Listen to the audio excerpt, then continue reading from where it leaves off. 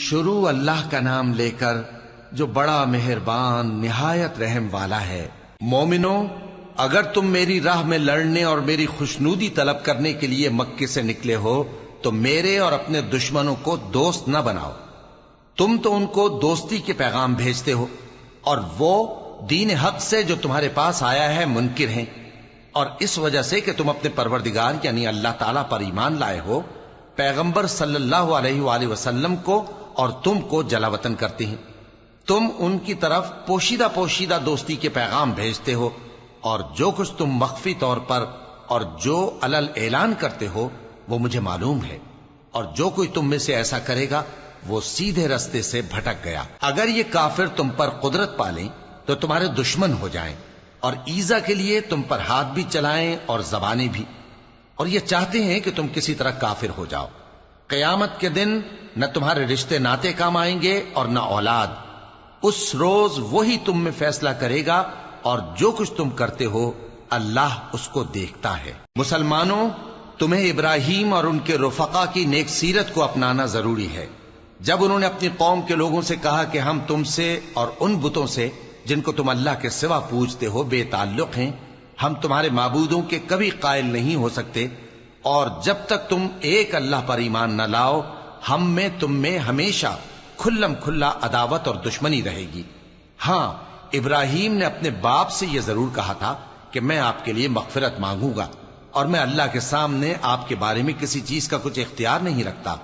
اے ہمارے پروردگار، تجھی پر ہمارا بھروسہ ہے اور تیری ہی طرف ہم رجوع کرتے ہیں، اور تیرے ہی حضور میں ہمیں لوٹ کر آنا ہے۔ اے ہمارے پروردگار، ہم کو کافروں کے ذریعے فتنے میں نہ ڈالنا، اور اے ہمارے پروردگار ہمیں معاف فرما، بے شک تو غالب ہے، حکمت والا ہے۔ تم مسلمانوں کو یعنی جو کوئی اللہ کے سامنے جانے اور روز آخرت کے آنے کی امید رکھتا ہو اسے ان لوگوں کی نیک سیرت اپنانی چاہیے، اور جو روگردانی کرے تو اللہ بھی بے نیاز ہے، لائق حمد و ثنا ہے۔ عجب نہیں کہ اللہ تم میں اور ان لوگوں میں جن سے تم دشمنی رکھتے ہو دوستی پیدا کر دے، اور اللہ قادر ہے اور اللہ بخشنے والا ہے، مہربان ہے۔ جن لوگوں نے تم سے دین کے بارے میں جنگ نہیں کی اور نہ تم کو تمہارے گھروں سے نکالا، ان کے ساتھ بھلائی اور انصاف کا سلوک کرنے سے اللہ تم کو منع نہیں کرتا۔ اللہ تو انصاف کرنے والوں کو دوست رکھتا ہے۔ اللہ انہی لوگوں کے ساتھ تم کو دوستی کرنے سے منع کرتا ہے جنہوں نے تم سے دین کے بارے میں لڑائی کی اور تم کو تمہارے گھروں سے نکالا اور تمہارے نکالنے میں اوروں کی مدد کی۔ تو جو لوگ ایسوں سے دوستی کریں گے وہی ظالم ہیں۔ مومنوں، جب تمہارے پاس مومن عورتیں وطن چھوڑ کر آئیں تو ان کی آزمائش کر لو، اور اللہ تو ان کے ایمان کو خوب جانتا ہے۔ سو اگر تم کو معلوم ہو کہ وہ مومن ہیں تو ان کو کفار کے پاس واپس نہ بھیجو کہ نہ یہ ان کو حلال ہیں اور نہ وہ ان کو حلال ہیں، اور جو کچھ انہوں نے ان پر خرچ کیا ہو وہ ان کو دے دو، اور تم پر کچھ گناہ نہیں کہ ان عورتوں کو مہر دے کر ان سے نکاح کر لو، اور کافر عورتوں کے ساتھ تعلقات نکاح باقی نہ رکھو، یعنی انہیں کفار کو واپس دے دو، اور جو کچھ تم نے ان پر خرچ کیا ہو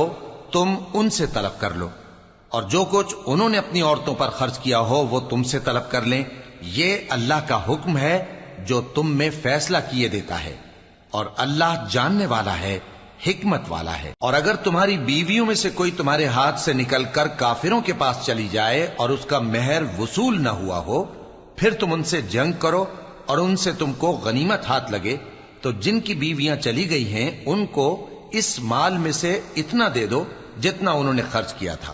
اور اللہ سے جس پر تم ایمان لائے ہو ڈرتے رہو۔ اے پیغمبر صلی اللہ علیہ وآلہ وسلم،